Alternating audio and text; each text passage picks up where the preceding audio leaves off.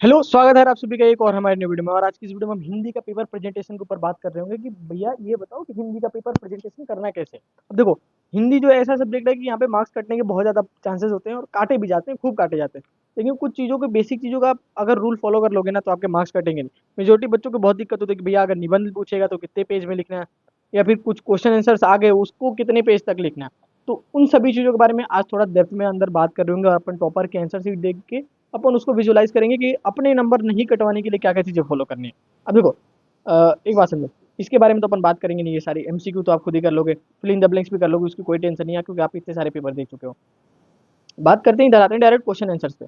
अब देखो, question answers का क्या सीन है कि जो एक दो नंबर का जो क्वेश्चन आएगा ना आपका, अगर 1.5 नंबर का 2 नंबर का क्वेश्चन आ रहा है तो ऑलमोस्ट उसको 6-7 लाइनें में लिखो। देखो, ये आंसर अगर देखोगे ना तो देखो काफी बड़े दिख रहे हैं। अगर 1, 1.5, 2 नंबर का भी आंसर पूछा जा रहा है तो इतना होना चाहिए। ठीक है। वैसे ये बुक का पार्ट का नहीं है शायद। हाँ, देखो, ये 13 नंबर जो क्वेश्चन है, देखो कितने पेज में करा गया। आई थिंक ये 1.5 या 2 नंबर का क्वेश्चन है। तो आपका थोड़ा आंसर ना थोड़ा बड़ा होना चाहिए और सफिशियंट होना चाहिए। जो चीज़ें पूछी जा रही है, वैसे हिंदी में आपको पता है, आपने सारी कहानियां पढ़ रखी होगी तो आपको लिखना आना चाहिए। एक बात देखो, मेरा कहने का पॉइंट ये ना, अभी तक जितने आंसर, जितनी लाइनें में आपकी फिजिक्स केमिस्ट्री में लाइनें मैटर नहीं कर रही थी ना, तो यहाँ पे लाइनें मैटर करेगी। आपका आंसर थोड़ा बढ़ेगा और थोड़ा ट्राई करना कि बढ़ा के ही लिखें, उसमें एक्सप्लेन करके लिखें। ठीक है। अब देखो, आते हैं नेक्स्ट पॉइंट पे। इस पे ये बात नहीं कर, एक चीज मेरे को ना बड़ी मस्त लगी इस बच्चे की कॉपी में कि इसका ना पेज, लाइक पेजेस गलती से छूट गए थे तो उसने लिख दिया कि बीच में पेज भूल से छूट गया है, प्लीज टर्न ओवर। उसके बाद लिख दिया कि प्रश्न संख्या 17 पेज नंबर 10 से स्टार्ट है। इसने 2 पेज मिस करी हैं, देखो। ठीक है, बीच में वो पेज जॉइंट होगा तो उसने पलटा हुआ तो पेज मिस्टेक बाई मिस्टेक उसका रह गया। तो देखो, उसके नंबर नहीं कटे। आप पूछते हो कि बेसिक मिस्टेक पे भैया नंबर कटे काटे जाते हैं क्या, तो भाई तुम्हारी वो कहते हैं ना कि तुम्हारी अंतरात्मा बता देती है पेज पे कि आपने इंटेंशनली छोड़ा या फिर आपने जानबूझ के गलती हुई या फिर अनजाने में हो गई, तो अनजाने वाली गलती छोड़ देते हो, माफ कर देते हैं। ठीक है। देखो, इसकी राइटिंग उतनी अच्छी है भी नहीं, लेकिन चीज़ें अच्छी तरीके से मैनेज करके लिखा गया। देखो, जो आपका व्याख्या है, देखो इसने प्रसंग लिखा नहीं है। ठीक है, पूरा डायरेक्ट व्याख्या लिखा है और विशेष लिखे। ये थोड़ा लाइनें छोड़ के लिखोगे तो काम हो जाएगा। देखो, एक बात समझो, इसने जो ये है ना, इसका इसका आपका 4 नंबर मिला गया और इसका 2 नंबर मिला गया। देखो, ऐसे लिखना होता है कॉपी। थोड़ी चीज़ें रिसर्च करके लिखोगे तो काम हो जाता है। देखो, इसमें संदर्भ लिखा गया है, इसमें प्रसंग है, फिर व्याख्या है। हाँ, उसमें सॉरी, उसमें नहीं होता, उसमें डायरेक्ट व्याख्या होता है, वो पद का भाग था, गद का सॉरी, और इधर पद का भाग है। ठीक है, हाँ समझ गया। और विशेष भी लिखा गया है। ठीक है। अब इसमें देखो, इसमें क्या है, इस वाले जो पार्ट है ना, एडिशनल पार्ट जितने लिखे गए उसके तो आपके 2 नंबर मिले गए और बाकी व्याख्या के 4 नंबर मिले हैं।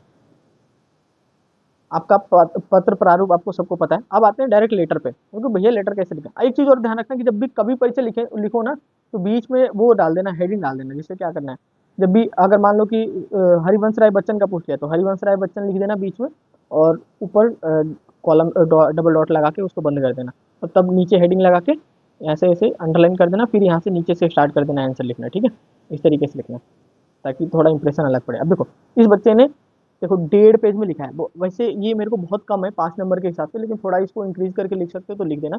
इसकी राइटिंग वैसे छोटी भी है, ज़्यादा सफिशियंट चीज़ें लिखा भी नहीं गया। इधर देखोगे तो बहुत सारे गैप छूटे हुए हैं।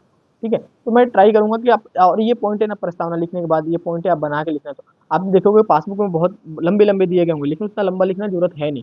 ठीक है, 2 पेज में एटलीस्ट 2.5 पेज में लिखो। 2 पेज तो करके आओ कम से कम, नंबर कटेंगे नहीं। ठीक है, पहले से उसका इंप्रेशन पड़ गया था, लास्ट में टाइम उसको कम मिला हुआ। और ध्यान रखना, स्पीड अप रखना हमेशा। हिंदी का पेपर ऐसा है कि टाइम छूटने का बहुत ज़्यादा चांसेस रहता है कि पेपर आपका छूट जाए। तो इस पर टाइम हमेशा वो करके रखना कि भाई जल्दी जल्दी करना। इसमें मैं बस आपको निबंध दिखाता हूँ कि निबंध कैसे लिखना है। बाकी चीज़ें अपन ज़्यादा देखेंगे नहीं, क्योंकि मैंने सारी चीज़ें बता दी। जब स्पीड अप रखना, बस स्पीड अप का ध्यान रखना कि स्पीड में लिखना है चीज़ें, छूटनी नहीं चाहिए बस। देखो, ये बच्चे ने बहुत अच्छे से लिखा है। इंटरनेट के ऊपर प्रस्तावना लिखा गया, पॉइंट लिख दिया कि इसने ये पॉइंट पे मैं बात करूंगा, प्रस्तावना लिख दिया इसने। ठीक है,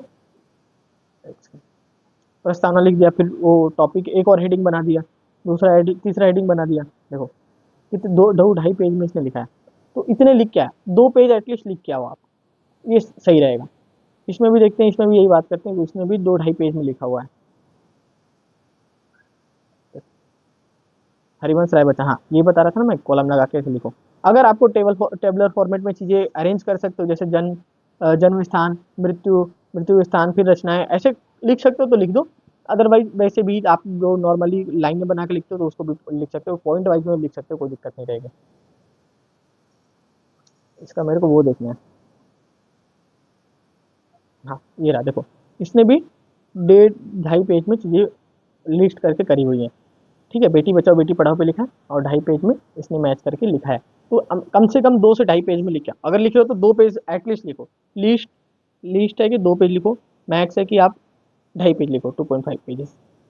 ठीक है। आई होप कि इस वीडियो से थोड़ा बेनिफिट मिला होगा आपको। और पेपर प्रेजेंटेशन ध्यान रखना, स्पीड अप रखना, हमेशा पेपर छूटने के चांसेस रहेंगे। और ऐसी छोटी मोटी गलतियां मत करना जिससे मार्क्स आपके कट जाए। मिलते हैं अपनी अगली वीडियो में, तब तक के लिए बाय।